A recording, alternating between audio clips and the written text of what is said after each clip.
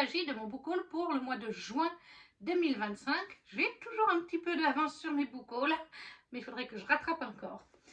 Ce mois de juin 2025 n'est pas très gros, il y a 9 livres, dont plus de la moitié en anglais. Mais comme j'avais dit, une bonne partie de 2025, c'était 4, 5, 6 livres maximum par mois. J'ai hésité à le mettre avec le book haul de juillet 2025, mais il y a 13 livres en juillet, donc ça faisait un petit peu beaucoup. Ça fera une vidéo un peu plus courte pour une fois. Et on commence avec Agence Perdido de Victor Dixon, que j'ai pris d'occasion sur Vinted pour lui faire dédicacer lorsqu'il est passé. D'ailleurs, si vous étiez sur la chaîne, vous aviez peut-être vu au Book Lovers Festival à Lausanne.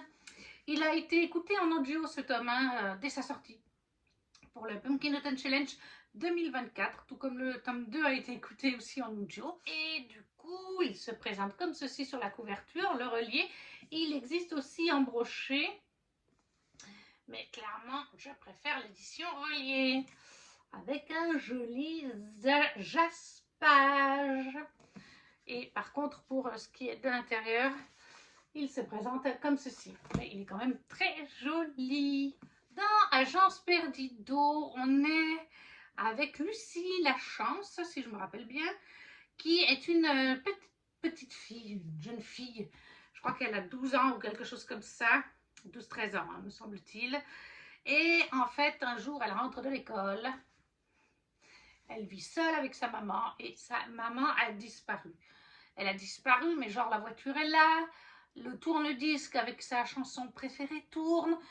Je crois qu'il y a même le thé qui fume ou un truc dans le genre de mémoire. On dirait qu'elle a disparu comme si elle avait été enlevée. Alors que la police va supposer qu'elle est simplement partie. Lucie va partir vivre chez sa tante à New York, où elle va commencer à voler pour sa tante pour payer soi-disant son logement, soit dit au passage. Et là, elle va, lors d'un vol, c'est dans le train qu'elle vole, ou le métro, je ne sais plus, le métro je crois, elle va voler un pendentif qui s'avère être un pendule, je crois, qui permet en fait de retrouver les choses et les objets perdus, mais pas forcément dans notre monde, ça peut être dans le monde des croque-mitaines, puisque dans cette histoire, Victor Dixon nous parle des croque-mitaines. Ils vivent dans un monde parallèle au nôtre et c'est eux qui nous volent des objets ou même des gens parfois. Et il y a différentes sortes de croque-mitaines. Lucie découvre donc cet univers via Rita Perdido, entre autres, et elle va supposer que peut-être sa maman a été enlevée par un croque-mitaine au vu de ce qu'elle apprend. Je vais rester très vague, mais voilà, elle va commencer sa formation pour devenir retrouveuse grâce à, entre autres, à Rita Perdido de l'agence Perdido. C'est un tome 1, le tome 2 est déjà sorti. Je cherche à l'obtenir en ce moment sur Vinted en occasion avant les Imaginales. Sinon, je le prendrai en occasion sur Amazon, je ne sais pas encore, pour lui faire dédicacer, comme je vous ai dit, puisque je l'ai écouté en audio. Donc ce tome 1, et comme le tome 2 d'ailleurs, sont lus. Il commence bien ce book haul avec un livre lu. Victor Dixon, Agence Perdido, le tome 1, c'est chez Bayard Jeunesse. Ensuite, lors du Books Lovers Festival, je m'étais acheté Runborn, le tome 2 d'Ariel Holz chez Gulfstream Édition. Très jolie petite édition avec un jaspage. Voilà, dessous, il est comme ceci. Et dans Runborn, on est dans de la mythologie nordique, vous aurez peut-être compris, avec les dieux comme Freya, Thor, Odin. Et on suit des jeunes gens qui ont certains pouvoirs hérités des divinités. Alors techniquement, on n'est pas dans notre monde, hein. On est dans un monde fictif. Parce que le tome 1, je l'ai lu, c'est pour ça que j'ai acheté le tome 2. Et que j'ai fait dédicacer, je crois que c'est le tome 1. Non, j'ai fait dédicacer le tome 2. Mais je crois que j'ai aussi fait dédicacer le tome 1 à Ariel. Ou alors j'étais en train de lire le tome 1 et je ne l'avais pas fini. Mais bref, mythologie nordique, j'ai beaucoup aimé. Ça n'a pas été un coup de cœur, mais ça a été une bonne lecture. Alors, par contre, comme je l'ai acheté en Suisse, je vous garantis pas, j'ai payé qu'à ça 40 €. Encore une fois, vive la Suisse. Mais voilà, mythologie nordique, avec des jeunes qui hérite de certains dons de Dieu. Et il y a toute une quête là-dessous. Ça, c'est ce que je me rappelle de mémoire. J'ai pas pris le tome 1 pour le résumer. Mais voilà, je pense que grosso modo, on a les grandes lignes. J'avais bien aimé. Donc celui-là, par contre, de tome 2, il n'est pas encore lu. Ariel Hall, Zornborn, tome 2, chez Gulfstream. Ensuite, je me suis pris aussi, lors du Book Lover Festival, Océan de Emma Edmonds, chez Slalom Romance. Très jolie petite édition. Et lui non plus, il n'est pas encore lu. Il était jaspé, broché, jaspé. Je sais qu'on est dans de la romance MM et qu'il y a des thématiques du harcèlement scolaire. Adam, jeune homme brillant et réservé, intègre un prestigieux programme universitaire dans lequel il aspire à exceller. Malgré des résultats prometteurs, tout bascule lorsqu'il devient la cible de deux étudiants impitoyables. Dès lors, Adam est entraîné chaque jour un peu plus dans les abysses du harcèlement. Pourtant, sa rencontre avec Diane remet tout en question. Cet étudiant sombre et impénétrable, lui aussi en proie à de nombreux tourments. Pourrait-il être le remède à tous ces maux, mais à quel prix? Une romance aussi intense que poignante, basée sur le succès Wattpad. À voir. En tout cas, l'autrice était donc présente, elle me l'a dédicacée. J'ai échangé un petit peu avec elle et avec la personne qui était juste avant moi dans la file pour faire dédicacer son roman. Je ne veux pas vous dire bêtise, je crois que c'est Sofiane. On se suit mutuellement maintenant sur Instagram. Et du coup, il avait été voir sa remise de prix. Et une conférence peut-être qu'elle avait fait, en tout cas, sa remise de prix, elle avait fait un petit speech le soir d'avant. Et donc, comme j'avais bien parlé avec lui, il m'avait intégré dans la discussion avec Emma Edmonds. Donc voilà, un livre fort avec des thématiques fortes. Mais de temps en temps, moi j'aime bien ce genre de roman. Donc Océan, Emma Edmonds, chez Slalom Romance. Il n'est pas lu non plus. Pour l'instant, ça nous en fait deux, un de lu. Mais le suivant est lu. Onyx Storm, la saga plus communément appelée Fortunes en français, mais qui est The Empyrean, chez Hugo, dans leur format relié Romantasy. Le travail, encore une fois, est très joli, avec un très très beau jaspage. Sous la jaquette, vous avez une très belle illustration de Xarden et Violette. Et là, par contre, c'est là où ça fait mal. Voici mon édition reliée, sous le relié. Oui, je pense que vous voyez, on ne voit plus le titre. Là, c'est pas mieux. Ah, on voit plus le texte. Là, on n'en parle pas non plus. Hein, là, c'est parti. Là, c'est parti. Bref, là, c'est parti. Très mécontente de payer ça, je crois, pratiquement 30 € pour une telle qualité. C'est scandaleux. À ce niveau-là, c'est scandaleux. Par contre, les illustrations de pages de garde sont très belles. En plus, ça brille. Ça fait penser aux éditions Fairyloot. Là, on a Violette avec un certain dragon. Et là, on a Xarden avec son dragon. Sashgir, je ne sais jamais comment on le dit. Très belle édition. Mais, encore une fois, voilà, le relié en lui-même, la dorure se fait la malle. Alors après, c'est pratiquement toujours le cas avec moi. Quand il y a des dorures comme ça se fait toujours la malle. Je crois avoir lu quelque chose sur le fait que ça vient de la transpiration de la peau, que chaque personne a un truc, un ADN différent dans la transpiration. Et le mien ne doit pas convenir parce que bon, bah finalement là, j'avais jamais eu de problème chez Plume Blanche. Et là, j'ai eu 2 romans de chez Plume Blanche avec de la dorure comme ça. Une en doré et une en rouge qui se sont fait la malle. Mais voilà, je trouve que, enfin voilà, Plume Blanche, ils sont 20 € le roman. Même si le relié, c'était plus puisque c'était un de la guilde en collector. Donc à 20 € le roman, ça passe. À 30 € le roman, j'estime qu'on fait en sorte que le doré ne se fasse pas la malle. Mais bref, on est dans un book haul. Donc dans Fortunes of Dirian, de son vrai nom pour la saga, on est dans un univers de fantasy inventé avec des dragons. On l'a vu passer de partout. On va suivre Violette Serengal, qui est la fille de la générale, qui devait entrer dans l'école de Basgat, la War College, l'école de guerre, en tant que script. parce qu'elle voulait faire ça comme son papa décédé. Sauf que sa mère, la générale Sorengel, qui est la chef de l'académie Basgat, a décidé que Violette ferait comme tous les Sorengel, les enfants Sorengel, donc le grand frère et la grande sœur, grand frère qui est d'ailleurs décédé, qu'elle serait dragonnière. Donc 6 mois avant, elle a commencé à lui donner une formation avec un ou deux professeurs de l'école en douce pour qu'elle prenne du muscle, etc.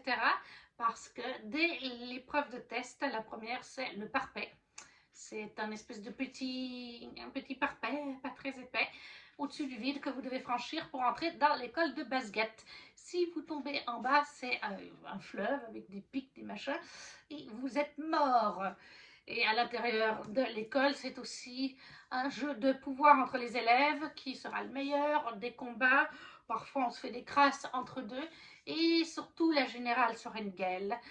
Elle est à l'initiative avec d'autres dirigeants du pays de la mort de beaucoup de personnages du Tyrendor, dont les enfants, eux, ont été épargnés parce que le Tyrendor, une région de ce royaume, aurait été des traîtres à leur royaume. Et les parents sont morts, les enfants doivent se soumettre en devenant obligatoirement dragonniers, puisque c'est un métier dangereux, entre guillemets. Et forcément que Violette aura de ce fait des ennemis dans les Tyréniens, Tyrendor. Mais ça ne va pas l'empêcher de tomber amoureuse de Xaden Ryerson, qui n'est autre que le fils du chef du Tyrendor qui a été tué. Voilà. Donc, une romantasy, enemies to lovers, avec des dragons, des complots politiques et tout ce que vous voulez. Ce tome 3 est lu. J'ai lu en anglais plus en français. Donc là, voilà, ça nous fait enfin 2 livres de lus dans ce book haul sur 4 livres. Donc, The Empyrean, le tome 4, le tome 3 de Four Wings, Onyx Storms de Rebecca Yarros, chez la filiale Romantasy de Hugo. Ensuite, on passe à la VO, parce que c'est que de la VO. Dans la box, alors ça, je crois que c'était, oui, c'est ça, dans la Romantasy Book Only, pour ce mois de juin. On avait Rose in Chain de Julie Soto. Julie Soto, oui, c'est ça. La belle édition Fairyloot, comme je vous ai dit. Si vous suivez mes vidéos, ça vous l'avez déjà vu passer, puisque je vous ai fait l'ouverture lors du haul en blabla. Et celui-là, il est déjà lu. Donc, ouf, on est sauvé. Sous la jaquette, il se présente comme ceci. J'adore le derrière avec le petit renard. Le dessous se présente comme ceci. On a nos personnages principaux. Et si vous leur trouvez un petit air de Drago Malfoy et Hermione Granger, c'est tout à fait normal, puisque nous sommes sous une inspiration à la base, une fanfiction en fait à la base, dans l'univers d'Harry Potter, un Dramion. Et comme plusieurs fanfictions à succès, l'autrice a été contactée par une maison d'édition afin de le sortir en roman, mais bien sûr en changeant le world building, le nom des personnages, tout ceci. Hein, on ne peut pas... Des fanfictions, oui, sur internet c'est tout à fait légal. Vous ne pouvez pas sortir un roman adapté d'une fanfiction d'un univers qui existe déjà. Donc c'est le cas ici, tout a été revu, les prénoms, l'univers, pour s'adapter. Et dans cet univers, on suit en fait Briony, c'est ça, qui a été capturé. On est après la guerre, donc dans l'univers d'Harry Potter, ce serait les méchants qui auraient gagné après la guerre. Briony a été capturée et c'est une Rosewood, c'est la princesse Rosewood. Et elle avait un frère qui est mort d'ailleurs, je crois. Et elle est vendue à Tauvenhurst, donc l'équivalent de Drago Malfoy, et qui est puissant et dévoué à la famille Hearst, donc sa famille à lui, mais dévoué aussi au grand méchant qui, je ne sais plus comment il s'appelle, le grand méchant. Voilà, le frère princesse Briony, je crois que c'était son frère jumeau, parce que je l'ai lu même, qui est décédé, c'est l'équivalent d'Harry Potter par contre. Et le grand méchant, je ne sais plus comment il s'appelle, mais c'est l'équivalent de Voldemort. Et du coup, on est dans un monde très sombre, puisque c'est les méchants qui ont gagné. Comme je vous ai dit, certaines personnes, les femmes, tout ça, sont vendues pour des familles nobles où ils deviennent un peu les esclaves sexuels, d'autres choses de ce style. Mais il y a toujours une rébellion secrète et elle veut essayer de les rejoindre parce qu'elle est persuadée qu'il reste des survivants de la rébellion et qu'à un moment donné, ça donnera quelque chose. Celui-là, il est lu. C'est un tome 1. J'attends la suite avec impatience. Donc, Rose in Chains de Julie Soto. Et il est sorti aussi en français. Rose in Chains, je crois, ils n'ont pas changé au niveau du titre. Ils ont gardé la VO. La suite n'est pour l'instant pas sortie. Un autre livre que je n'ai pas encore lu, Hair of Storm de Lorraine Hamilton Murray. Ça, c'était le livre Young de la box Young Adulte du mois de juin. Il est magnifique aussi. Je ne sais pas ce que j'attends pour le lire parce qu'il est vraiment trop joli. Regardez-moi ce jaspage, les couleurs. Il me fait super envie. Je pense que je vais le faire pendant l'été. Mais j'attends Ludivine parce que je le lui ai offert. Il est sorti en français. La couverture classique est plus dans cette... Même en français, elle ressemble un petit peu à ça. Oui, tout à fait. Celle-là en français ressemble un peu à ça. Et donc, oui, il était dans la wishlist de Ludivine pour notre calendrier de l'Avent 2025. Donc, je le lui ai pris en français. Et je lui avais proposé d'ailleurs de faire une ELC dessus. Donc, je vais lui proposer en juin ou en juillet. Je ne sais pas, j'ai l'impression que ça ira bien pour juin ou juillet, ce roman.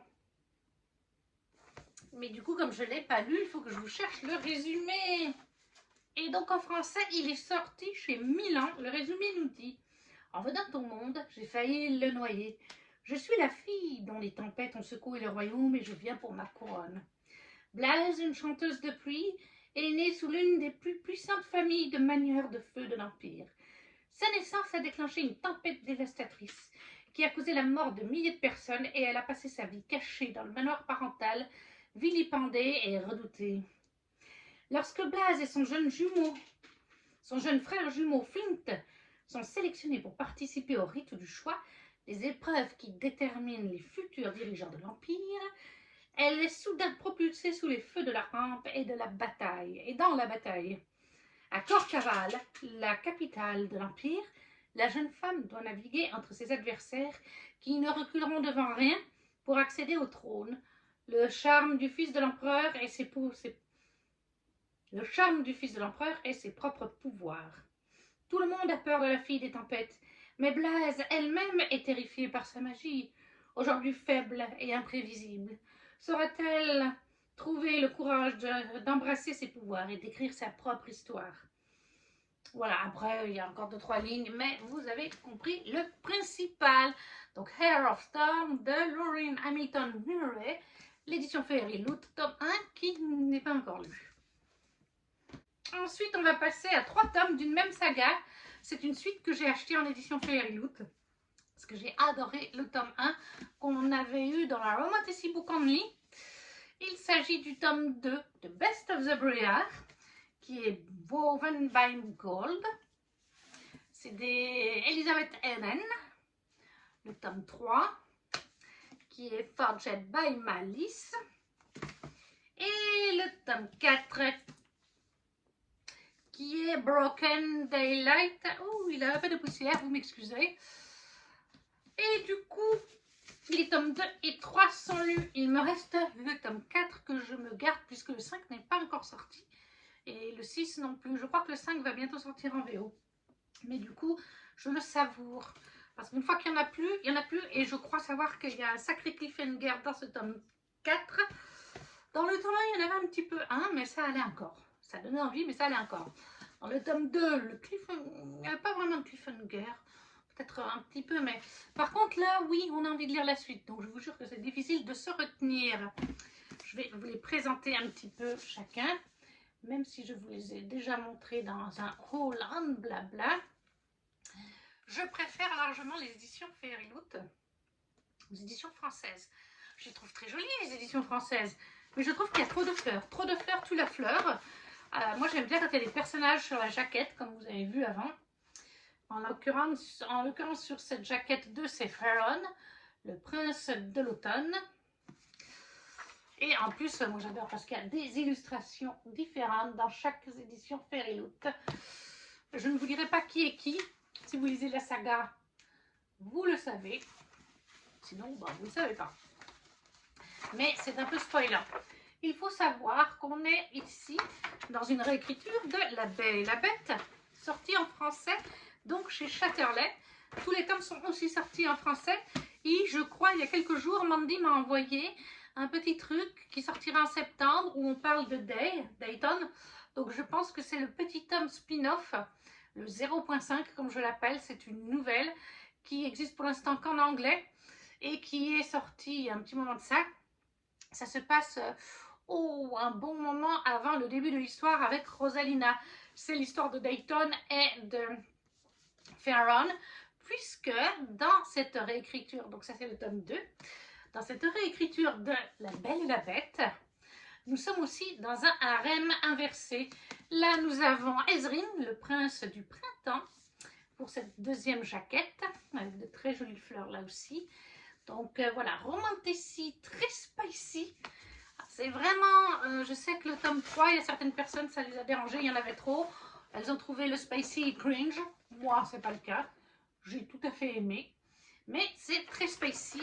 Romantécie de La Belle et la Bête spicy, avec un harem inversé. Ce qui signifie harem inversé, la jeune femme a plusieurs prétendants masculins. Et en fait, c'est polyamour, ils s'entendent tous très bien les uns les autres, ils ne sont pas jaloux les uns des autres, pas de jalousie.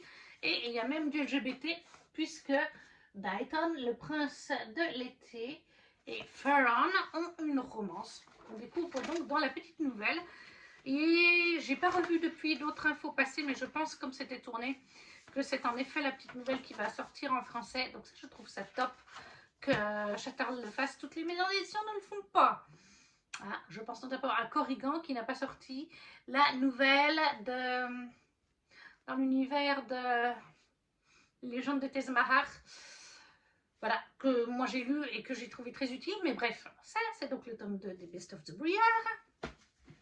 Le tome 3, pardon. Le tome 4 qui est le plus gros, avec Dayton en couverture et qui est le prince de l'été. Voilà, le derrière c'est souvent un peu identique, mais ça change un petit peu. Ils ne sont pas identiques, vous voyez, si on les met côte à côte. Ça représente le royaume de chaque prince. Et vous avez donc des princes faées. À la base, Rosalina, elle vient de notre monde. Et elle va débarquer dans ce monde de fantasy parallèle au nôtre. Et elle va se lier petit à petit avec les différents princes d'amitié. Après, bon, ben on devine, c'est du polyamour, donc de toute façon, ils ont des romances entre eux. Après, je ne vous en dirai par contre pas plus sur ce qu'il se passera. Mais voilà, eux, ce sont des princes faées des 4 saisons. Et ils sont maudits tous les 4. Ils se transforment toutes les nuits en bêtes. En l'occurrence, là, c'est un énorme loup. Un peu des loups à la Twilight au niveau de la tête, vous voyez. Des loups aussi gros que nous, aussi hauts que nous. Voilà, ça c'est toutes les nuits, à part une nuit dans le mois. Et il faut qu'ils brisent leur malédiction, mais il y a aussi d'autres malédictions. Il n'y a pas que celle-là. Et donc pour cela, je vous ai dit, les tomes 2 et 3 sont lus. Il ne me manque que le 4. Plus le petit tome spin-off que je me suis pris en numérique sur Amazon parce que, eh bien, ces 3 tomes sont sortis chez Fairyloot en 2000. C'était en préco, je crois, fin 2024 ou tout début 2025. Et je les ai eus en juin, donc. Et on sait qu'il y a un tome 5 et 6. Et je crois que le 5 va sortir ou vient de sortir. Et je crois que le 6 est pour la fin d'année. Et il y a aussi le tome, la petite nouvelle sur Dayton et Faron. Donc moi, je pense que Fairyloot ont sorti le premier bien dans la box, la Romantasy Book Only, les 3 tomes suivants. Et je suppose qu'une fois que les tomes 5 et 6 seront sortis, la nouvelle l'est déjà, je pense qu'ils feront une nouvelle slave de vente avec les tomes 5, 6 et celui des nouvelles. Et puis pour ceux qui n'ont pas eu, peut-être une possibilité d'avoir les premiers coffrets. Les 3 premiers, les 4 premiers comme ça, bref. Donc je vais attendre d'avoir les éditions Fairyloot. C'est pour ça que je lis en numérique pour l'instant. Mais je pense que je lirai le tome 5 en numérique.